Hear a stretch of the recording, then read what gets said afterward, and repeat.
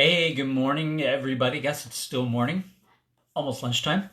It is Wednesday, October the 21st. Wow.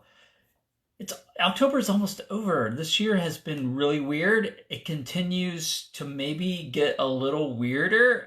But one consistent thing here over the last 8 weeks is I've been with you just about every Wednesday. Took last Wednesday off. Lisa and I had a great time up in northern Arizona, a little bit cooler. Got to hang out and just be for a little while. But it's Wednesday. I want to continue on our joy ride through the book of Philippians. We've been doing this now for, 10, 12 weeks. I don't think we're going to finish before Christmas. I think it's going to take a little longer as I kind of looked at the passages here. But I've been loving it. Hope you love riding along with me. Today we're all the way to chapter 4. So we're getting close. We're almost there. Verses 1 through 3.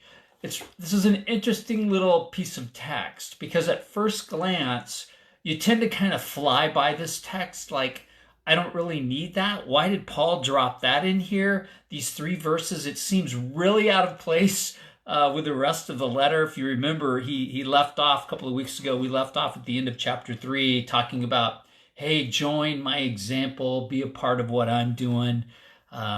And then he talks about his citizenship in heaven and some different things. And then he gets to this weird passage in chapter 4. So I'm going to read it for you, and then we're going to kind of break it apart. I see there's a few people on. Maybe some more will jump in. If you have any questions or comments, let me know. I'll see if I can get to those. So, therefore, my brothers and sisters, you, whom I love and long for, my joy and my crown, stand firm in the Lord in this way, dear friends. Wow, what an opening right there. We got to remember Paul's thousands of miles away in Rome. He's in prison. He's been there for quite some time, but he has a love for these Philippians that is crazy. He loves these people, and he misses these people. I can relate. Some of you I haven't seen in months. I have no idea what you look like anymore. Most of the time when we see each other, we can't even see most of our face. My brothers and my sisters, whom I love, and I long for. I don't know if you just long for people that you haven't seen in a while. We've been getting together a little more often and seeing people. I've hugged people. Probably we shouldn't do that. I know we're not supposed to do that. Stay away. But I think it's just in our general makeup that we long for people. We long for community. We long for relationships. He says, I long for you. I love you. You are my joy and my crown. Now, the word crown there, we talked about this a few weeks ago, I think. He's talking about the athletic crown, like the leaf, the thing that they would get if they won a race. The Greek word there is Stephanos, which means the reward you get when you win the race. Now, they also would get a medal, right? We get a medal today. We get a gold medal. So if you win the race, you get a medal. And he says, you are like my medals. I've got you hanging around my neck because you are my reward. He loves these people. I mean, this is a deep, thick, beautiful relationship with these people. Stand firm in the Lord, dear friends. And I love this, right? And we go, wow, that's a great opening. And then he really shifts gears. And this is where it gets a little weird. And I think this is really cool. And you won't hear many people preach about this because it's so kind of obscure.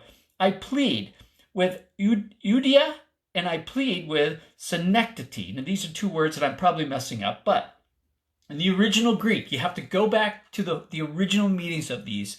Eudia and synecdoche. So Eudia means sweet fragrance. Sweet fragrance or prosperous journey. Synecdoche means fortunate with faith.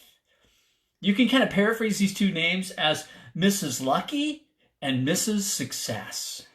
Mrs. Lucky and Mrs. Success. I plead with these 2 ladies, please, please, please, be of the same mind in the Lord. So again, here we go again. And he's talked about this over and over and over. Be as the same mind as Christ. The word is phronesis, have the same mindset as Christ. So in the midst of this big communal letter, this was written to the church of Philippi, he calls out two ladies, Mrs. Sweet, Mrs. Lucky, and Mrs. Success. Hey, you two, can you? Yeah, there you go. You better brush up on your Greek. I'm not a Greek expert either. He says, you guys need to have the same mind as Christ. Now, this is beautiful because he calls them out in the middle of a letter. Now, if you're getting a letter, the big letter to the church, and he calls you out, you're probably going to go, oh no. But look at some things he doesn't do with these two ladies. He does not take sides. He does not say, Mrs. Sweet, you're right, and Mrs. Success, you're wrong. He doesn't call them out and say either one. He doesn't say they aren't justified in whatever's going on. They're having some kind of dispute, right? Something's going on. He doesn't say this isn't justified. He doesn't even say they have to get to agree. He kind of comes to the, maybe you just agree to disagree. But this is what I want you to do. I want you to have the same mindset as Christ. Can we do that, Mrs. Sweet and Mrs. Lucky, Mrs. Fortunate? Can you guys just have the same? Because, and this is why, whatever's going on with these two ladies is causing problems in the community. And it's filtered all the way back some 4,000 miles to Rome, to Paul in prison. He's heard about this, and he's like, wow, this is affecting me even 4,000 miles away in Rome. Wow. Are we that interconnected? Can that possibly be true?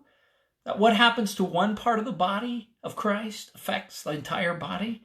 Absolutely. We see it over and over. We're all interconnected. We're all intertwined.